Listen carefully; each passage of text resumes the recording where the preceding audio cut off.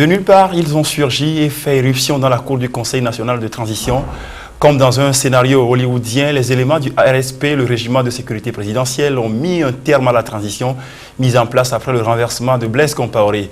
Peine perdue, le Conseil national de transition a vite repris du poil de la bête. Ainsi, après avoir désarmé et dissous le RSP, le gouvernement de transition a rouvert l'affaire Sankara avec l'autopsie des restes de l'ancien président, puis l'inculpation des personnes inculpées dans son assassinat. On parle même de l'inculpation du général Gilbert Diendéré, l'auteur du putsch du 17 septembre pour crime contre l'humanité. Des situations qui interviennent à un peu plus d'un mois des élections présidentielles prévues le 29 novembre.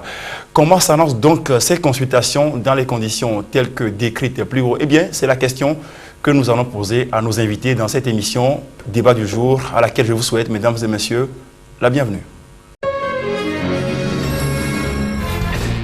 Encore une fois, je vous souhaite la bienvenue dans cette édition du débat du jour. Aujourd'hui, je vous le disais, nous recevons pour cette émission André Kani Afanou, directeur exécutif du CACIT, le collectif des associations contre l'impunité au Togo. Il est défenseur des droits de l'homme. Par ailleurs, André Kani Afanou, merci d'avoir accepté notre invitation.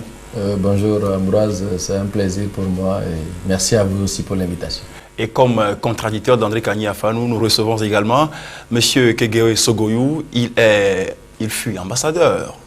Il est aussi journaliste de son État. Merci d'avoir accepté cette invitation. Merci de nous avoir invités. Merci beaucoup. Alors, les premières têtes ont commencé à tomber dans le dossier Sankara. Les examens balistiques et l'autopsie révèlent que l'ancien président du Faso a été